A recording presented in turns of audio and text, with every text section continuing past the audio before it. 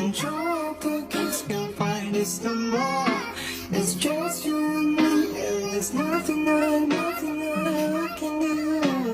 I'm stuck with you, stuck with you, stuck with you. Assalamualaikum warahmatullahi wabarakatuh. Halo anak-anak ibu, kembali lagi dalam pembelajaran bahasa Indonesia bersama Ibu Adelia. Yang kali ini kita akan belajar bersama mengenai teks berita. Untuk itu, simak video ini sampai habis ya. Nah, anak-anak ibu, pernahkah kalian membaca atau melihat berita di koran, internet, atau televisi? Berita memang erat kaitannya dalam kehidupan sehari-hari. Seperti tujuan berita itu sendiri, yaitu menginformasikan peristiwa atau kejadian yang ada di sekitar kita. Anak-anak ibu, tahukah kalian apa sebenarnya teks berita itu? Menurut Juraid, berita merupakan suatu laporan atau pemberitahuan mengenai terjadinya peristiwa atau keadaan bersifat umum dan baru saja terjadi yang disampaikan oleh wartawan media massa.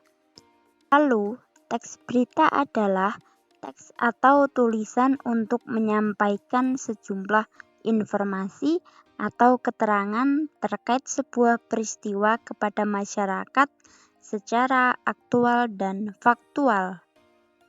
Adapun ciri-ciri dari teks berita adalah yang pertama, aktual, yang artinya berita harus menyajikan informasi yang baru dan up to date.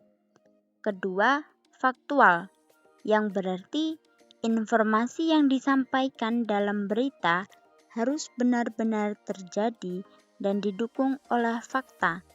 Yang ketiga, objektif. Penulis berita harus berusaha menyajikan informasi secara seimbang dan tidak memihak. Yang keempat, singkat dan padat. Berita disampaikan secara ringkas dan jelas agar mudah dipahami pembaca. Dan yang terakhir, jelas dan lugas. Bahasa yang digunakan di dalam berita harus mudah dipahami dan tidak berbelit-belit. Setelah mengetahui ciri-ciri dari teks berita, tahukah kalian ada berapa sih jenis-jenis berita itu? Jadi, jenis-jenis berita dibagi menjadi 4. Yang pertama, straight news atau berita langsung. Disebut berita langsung karena jarak waktu dari suatu peristiwa dengan proses peliputannya tidak lebih dari 1 atau 2 hari. Yang kedua, berita interpretatif. Berita interpretatif merupakan jenis berita yang dikembangkan melalui pendapat atau penilaian wartawan yang meliput, namun masih berdasarkan fakta yang ada dan tidak dilebih-lebihkan. Yang ketiga adalah berita investigasi. Berita investigasi yakni berita yang menyediakan informasi bersumber dari sebuah penyelidikan atau penelitian. Jadi pembuatannya dibutuhkan penyelidikan secara langsung. Yang terakhir ialah berita mendalam. Berita mendalam adalah berita yang memerlukan pengembangan secara mendalam terkait suatu peristiwa. Yang ditekankan adalah pertanyaan why atau mengapa peristiwa tersebut terjadi serta menambahkan dampak yang ditimbulkan dari peristiwa tersebut. Nah, anak-anak, selanjutnya Ibu akan menjelaskan tentang unsur teks berita yang terbagi menjadi 2 kategori. Kategori yang pertama adalah unsur 5W plus 1H. Dan kategori yang kedua adalah unsur sumber berita.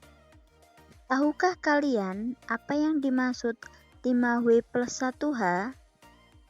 5W 1H terdiri dari what yang artinya apa peristiwa yang disampaikan dalam berita, why artinya mengapa peristiwa tersebut bisa terjadi, when artinya kapan peristiwa tersebut terjadi, where artinya di mana peristiwa tersebut terjadi, wo yang artinya siapa yang terlibat dalam peristiwa tersebut, dan how artinya bagaimana peristiwa tersebut terjadi. Nah, untuk sumber berita yaitu menerangkan siapa yang memberikan informasi mengenai peristiwa tersebut atau yang biasa disebut sebagai narasumber. Dalam menulis teks berita, terdapat struktur teks berita yang perlu diperhatikan.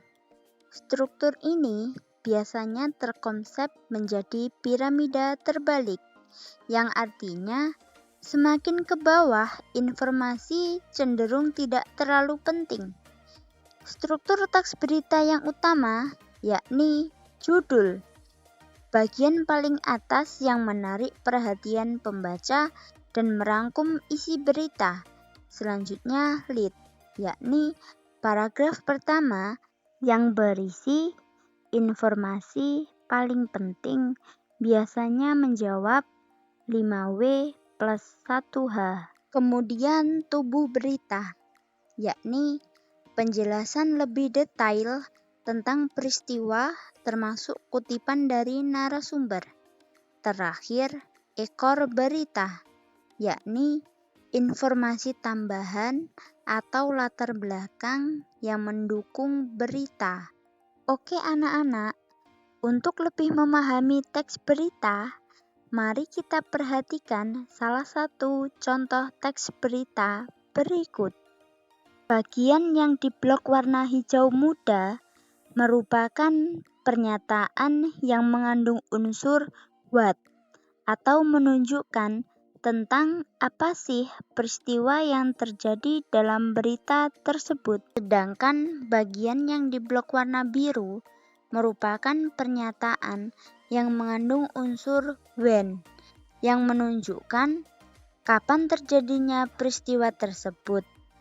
Kemudian, bagian yang di blok warna merah merupakan pernyataan yang mengandung unsur where atau di mana letak peristiwa itu terjadi. Bagian yang di blok warna hijau tua merupakan pernyataan yang mengandung unsur wo atau siapa saja sih yang terlibat dalam peristiwa itu terjadi.